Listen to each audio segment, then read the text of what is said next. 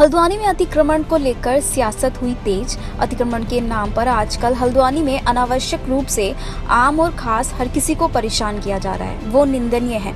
अतिक्रमण रोकना नगर निगम का मुख्य कार्य होता है और इसके बाद भी अतिक्रमण होना नगर निगम की असफल कार्यप्रणाली का जीवंत उदाहरण है। नगर निगम द्वारा अवैध निर्माण को संरक्षण देकर पहले तो अतिक्रमण करवाया जाता है, फिर किसी दबाव में आकर उक्त अतिक्रमण को हटाने के लिए तोड़फोड़ करके उन लोगों को बेरोजगार किया जाता है जिन लोगों से पहले अवैध रूप से रुपए लेकर अवैध निर्माण कराया होता है। नगर निगम द्वारा किसी भी व्यक्ति या परिवार के साथ इस प्रकार का कृत्य अमानवीय है। वहीं नगर निगम के मेयर डॉक्टर जोगेंद्र पाल ने कहा है कि हल्द्वानी के विधायक जिस तरह से बयान दे रहे हैं उनके खिलाफ भी हाई कोर्ट में याचिका दायर की गई है। जिस तरह से उन्होंने उनकी मां के द्वारा मंगल पड़ाव में मछली मीट वालों की दुकानों को बसाने का काम किया था, जिसके बाद उसे वोट को लेकर वादा किया गया था, सिर्फ झूठे वादे थे। इन कांग्रेस ने वोटों के लिए हल्द्वानी जनता को गुमराह किया है। नहीं, बिल्कुल अवश्य एक बारी थोड़ी ना हुई है। मुझे याद है जब माता जी पहली बारी मंत्री बनी थी सरकार में, तब भी यहाँ पे कई बारी ऐसे आरोप लगाए गए और सारे आरोपों में बिल्कुल साफ, बिल्कुल पाक साफ है, कोई दिक्कत नहीं है। हाई कोर्ट क्या सुप्रीम कोर्ट में लगाए जो हमारा जो भी एक इंच भूमि अगर हमारी है वो फ्री होल्ड है, लीगली फ्री होल्ड है और रजिस्टर्ड भूमि है। कहीं पे भी अतिक्रमण आधा इंच का भी नहीं है। और यह मेयर साहब का मैं समझ सकता हूँ, बच्चे के हाथ से खिलौना छीन लिया तो वो घर में तोड़ फोड़ तबाही मचा रहा है। तो मैं उनसे अपनी सद्भावना व्यक्त करना चाहता हूँ, साधुवाद देता हूँ उनको। और मेरी यही आशा है, देखिए जो गरीबों पे उत्पीड़न हो रहा है और अन्याय हो रहा है, मेरी आवाज़ उसके खिलाफ। तो इसलिए अगर वो ऐसी बातें करना चाहते हैं तो कोर्ट में विचाराधीन मामला है। मैं उनको आमंत्रित करता हूँ, जब अगली सुनवाई हो तो वो भी बैठे मेरे साथ और सुन ले कोर्ट में क्या दिशा निर्देश मिलेगा, उसके हिसाब से सब हो जाएगा। न्यायालय पे तो सबको भरोसा है और न्याय पे सबको भरोसा है, तो न्याय संगत कार्रवाई होगी।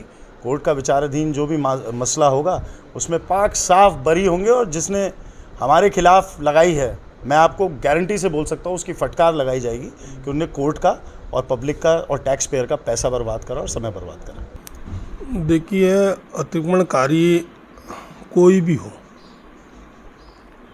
अगर अतिक्रमण से शहरवासियों को असुविधा होती है तो अतिक्रमण को चिन्हित करके उसको हटाना ये प्रशासनिक व्यवस्थाओं में आता है, नगर निगम के दायित्व में आता है।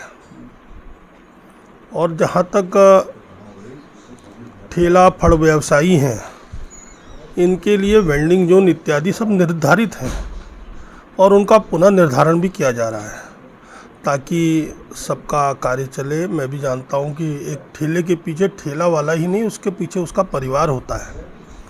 लेकिन किसी भी सूरत पर व्यावहारिक रूप से किसी को भी कहीं पे भी रेडी फल लगाना के साथ साथ वहाँ पर उसको स्थायी स्ट्रक्चर बनाने की अनुमति नहीं दी जा सकती है।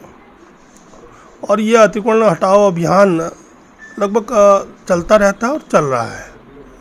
जहाँ तक मछली बाज़ार की मैं बात कहूँगा, मछली बाज़ार 2 स्कूलों को बिल्कुल ढक दिया गया। वहाँ पे गरीब बच्चे पढ़ते हैं, अमीर के पढ़ते हैं, ये विषय नहीं, विद्यार्थी पढ़ते हैं वहाँ।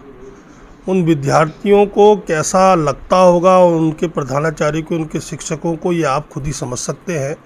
और इनको प्रशय देने का काम जो आरोप लगा रहे हैं कि उनके परिवार में पूर्व में विधायक रही श्रीमती डॉक्टर इंदिरा हृदयेश जी का ही रहा है।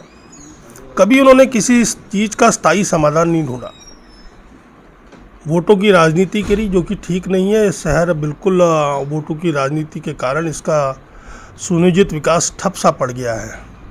और जहाँ तक वो आरोप लगा रहे हैं कि खींच है, ये खींच नहीं। मैं तो लगभग 22 साल की उम्र से चुनाव लड़ता हुआ आ रहा हूँ, कई बार जीता हूँ, कई बार हारा हूँ, ये सब चलता रहता है। और जहाँ तक वो एक दावा कर रहे थे कि मेरे घर से अतिक्रमण को आप शुरू करें, अगर मैंने अतिक्रमण किया है तो उनको मैं संज्ञान में लाना चाहता हूँ कि एक PIL भी लगी है जिसमें उनके द्वारा अवैध जो पार्क और DK पांडे जी द्वारा, पूर्व स्वर्गीय चेयरमैन द्वारा जो ठंडी सड़क के निर्माण किया गया था, उसको उन्होंने बाधित किया है। और दोनों पार्कों को उन्होंने गलत तरीके से फ्री होल्ड कराया है। उसका वाद PIL हाईकोर्ट में चल रहा है, जिसमें नगर आयुक्त द्वारा अपना जवाब दावा